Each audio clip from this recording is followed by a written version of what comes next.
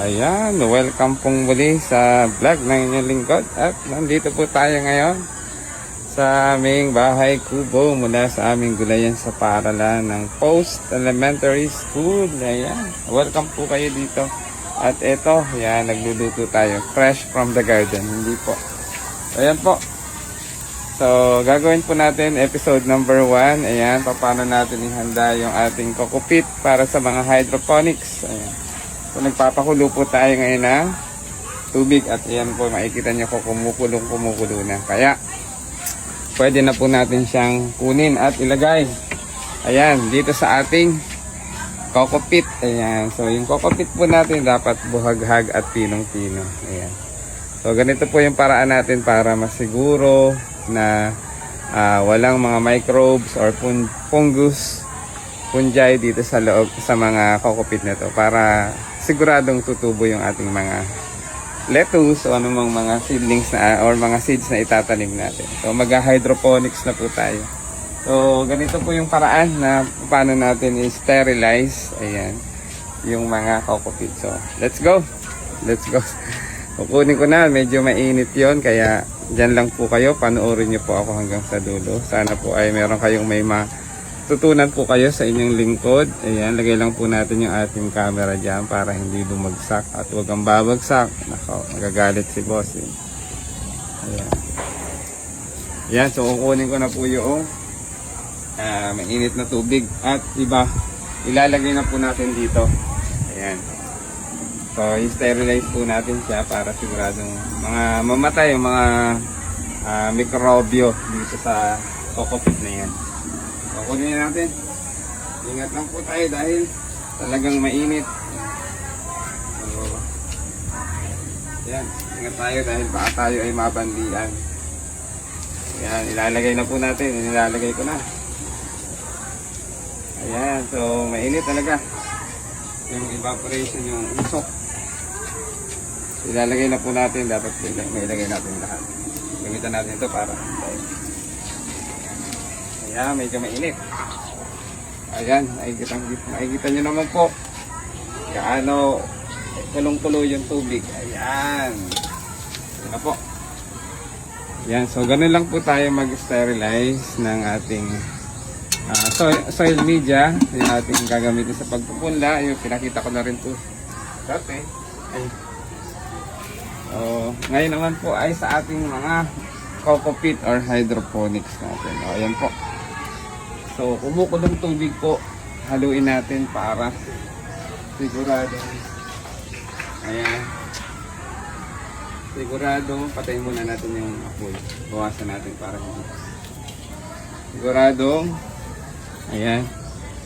Para siguradong equal distribution ng ating distribution ng ating mainit na tubig. Ayan, so ganyan po. I-sterilize natin yung ating ayan ito kokopit. O ayan po, umuusok pa. O ayan, sigurado po natin na talagang kapag mainit na tubig ay mamamatay yung mga microorganisms, mga mikrobyo na isa sa mga nakaka-apekto po kapag tayo ay nagpupunla or may mga tanim na mga lettuce o anumang mga itinatanim natin, mga halaman. So mapapansin natin hindi siya tumutubo ng maganda dahil nga ayun, hindi natin na-sterilize yung lupa o yung soil media para mawala yung mga microorganism. So, halimbawa din po kapag ayan, mapapansin nyo minsan, ayan, kinaamag. Ayun po na, yun na po yung fungus natin nakalaban ng mga seedlings natin. So dadali na po natin ito doon sa ayan, doon sa ating greenhouse. Ayan. Oh, umuusok-usok pa. Ayan. Dali na po natin doon sa greenhouse and then pag malamig na po ito, ayan oh. Pag malamig na po ito ay lalagay natin doon sa bistay. Ayan, bibistayin natin. Yan, so welcome sa aming greenhouse. At kasalukuyan po tayong nagsasagawa ng episode number 1. Part 1 po natin ng napawisan na pag-sterilize po natin ng ayan, kokopit sa natin. O yan. So blankong-blanko pa ang ating greenhouse. So, ibig sabihin clear na clear pa. Wala pa tayong mga tanim dyan. Kaya ito, nag-prepare tayo ng ayan, mga kokopit para dito sa ating hydroponics. So ilagay po natin siya dito. Ayan, doon sa may bistay, sa malapit na. Ayan. Hintayin po natin lumamig. At ayan, so ito yung pinagbistayan natin. Ayan, so lilinisin ko pa rin yung bistayan para sigurado. Ayan. So hihahalu-haluin lang po natin para ayan. So para mamatay po talaga yung ayan, mikrobyo. Halu-haluin lang po natin dahil yan po ay binanlian natin ng mainit na tubig. Ayan, ingat ka maestro panaderong gala at baka ikay mapaso. Ayan. Ayan. So ito po sigurong mga batch ng kokopit na to na nilagyan ko na to ay baka mga 4 na styrobox ang malalagyan natin. O mga ilang piraso ng styro cups or mga mesh cups ang malalagyan natin. Kaya ayan. So ito po yung unang step natin para masiguro po natin na tutubo ng maayos at walang makakaapekto sa pagtubo ng ating mga itatanim na halaman. So sterilization po ang tawag dito. Ini-sterilize po natin yung soil media or ang mga kokopit. Ayan. So dalawang paraan po ang ginagawa kong ganito. Ayan, so ito yung unang paraan na napakita ko sa inyo, yung pagpapakulo po ng tubig para mamatay po yung mga microorganism dyan. Ganun po dun sa pinakita ko pang video nung nakaraan sa gagamitin ko naman po yun sa pagpupunla. Ito naman po ay sa hydroponics. Ayan, so makinig po. Panoorin ako hanggang sa dulo. Ang inyong lingkod, maestro panaderong gala, lalo tigit sa mga na-engage sa pag-hydroponics. Ayan. Ayan po yung ating mga naka-ready na, naghihintay na ating mga growing boxes para mag-hydroponics tayo. Dahil tamang-tama, ganda ng panahon, umiinit, umuulan, ang gandang magtanim. Ayan. Panahon na para sa pagtatanim. So ang gagawin ko po dito ay palalamigin ko po yung tubig, itong kokopit na to. And then ilalatag po natin dito sa bistay. So tapos pagka latag po natin ito dito, ayan, ibibilad po natin, patutuyuin. And then pwede na po siyang ilagay dito sa mga ayan, may mga ugat pa ng mga dating lettuce. Ayan po. So ilalagay po natin dito sa mga mesh cups. And then pwede na po nating taniman ng direct na 45 days dust na tinatawag, day after sowing po ng lettuce. Pwede rin po ang bala ko po dito ay lettuce. Doon po sa yan po sa side na to yung bagong gawa, mga lettuce po dyan. Doon po sa kabila doon is pechay or mustasa. Ayan.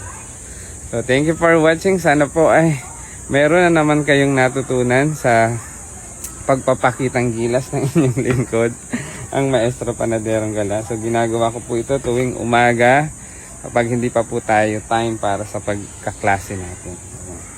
So sa garden po muna ang inyong lingkod sa umagang-umaga. Pero yung unang-unang ginagawa ko, siyempre mag-ready po tayo para sa plug ceremony. Ayan. So sound system operator po tayo tuwing umaga, tuwing magpa-plug po kami. And then after mag-plug, diretso po dito sa gulayan sa paaralan. Then ginagawa natin yung ating mga kailangang tapusin at gawin dito sa ating gulayan sa paaralan. Oh, thank you for watching. Sana po ay nag-enjoy at mayroon kayong natututunan sa panonood ng aking reels and video. So wag niyo pong skip pag dumaan sa timeline nyo to sa mga FB page nyo. Ayan. So, para updated po kayo sa mga videos and reels na ginagawa ng inyong lingkod, ayan, i-follow nyo po ang inyong lingkod, Reynan P. Ricamata sa Facebook at ang aking YouTube channel, ang Maestro Panaderong Gala. Thank you for watching and God bless. So, part 1 pa lang po muna ito.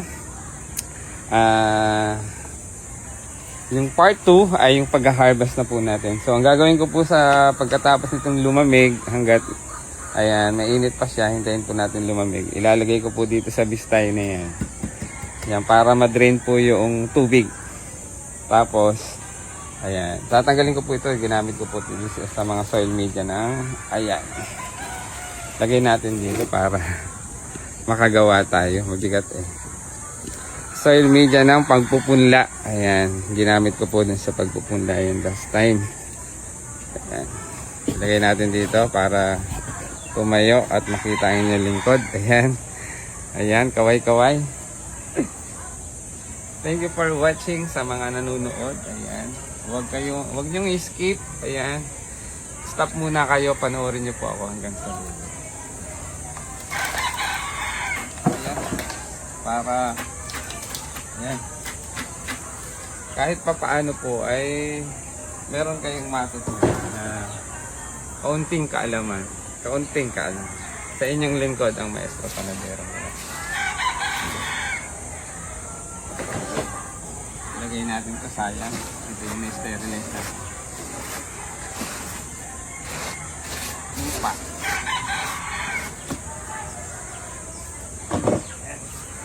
Tadi kabok. Ayan. So, ilalagay po natin dito yan.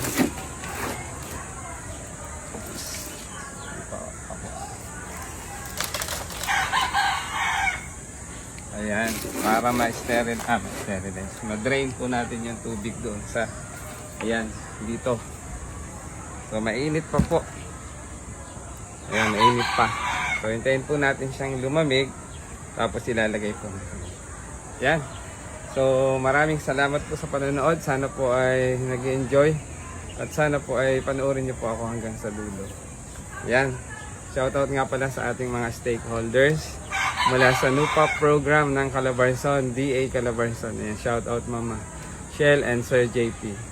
Sa ating mga partner din po sa DA Calamba, ayan.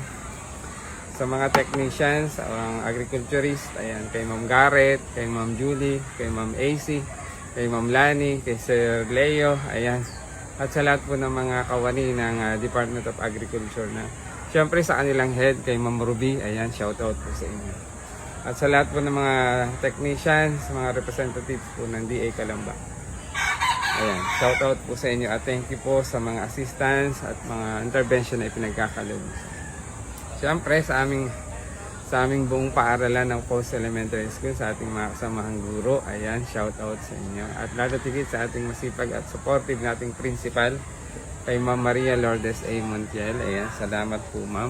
Siyempre, sa ating mga ka-FB Reels, ayan, mga ka-Team Krong Kaway, ayan, shout out sa inyo. Alam nyo na po kung sino kayo, ayan, maraming salamat sa pagyakap at pagsuporta. Walang sawang suporta.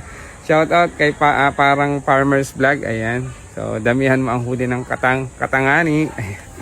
At syempre sa aking buong pamilya, sa aking mga kapatid, saan mang sulok sila na, saan mang sulok ng mundo na nandoon sila, ayan.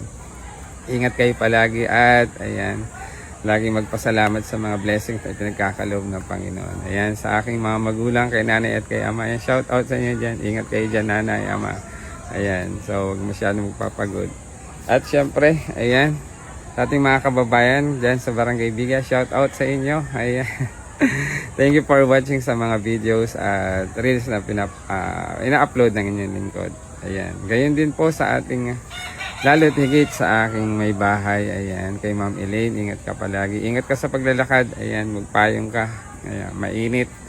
Ayan, so huwag ka masyadong papagod, alam mo na yon. At syempre, lalo higit sa ating Panginoon. Ayan, thank you Lord for all the blessings, sa mga biyaya na ipinagkakaloob nyo, maliit man o malaki, ayan, sa karunungan, kalakasan ng katawan. Thank you Lord. Ayan, so alam ko po ay nandyan kayo para kami or ako ay gabayan at pagpalain sa araw-araw.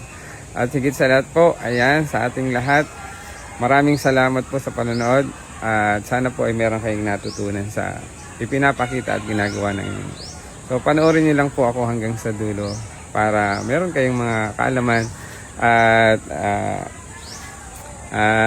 impormasyon na matututunan sa inyo, lalo tigit sa pagtatanim o sa paghahalaman. Muli, ito po ang inyong lingkod, ang Maestro Panaderang Galing, nagsasabing mapagpalang araw, ingat po tayo palagi, and God bless us always. Thank you for watching. God bless. Don't forget to like and share. Mag-comment din po kayo dyan sa comment section. Kung meron ka po kayong mga comment and suggestions sa mga ginagawa ko, ay i-comment nyo lang po dyan sa comment section para masagot ko po kayo sa abot ng aking makakaya. At kung meron kayong mga information na kailangan ko pa rin matutunan, ay i-comment nyo rin po dyan. Maraming salamat. Tatanggapin ko po yan para sa ating pag-grow. Thank you for watching. God bless. Sa susunod po nating video, part 2 naman po tayo. Thank you for watching. God bless. Ayan. Ano ba yung heart? Thank you for watching. Ayan, ganyan. Thank you for watching. God bless.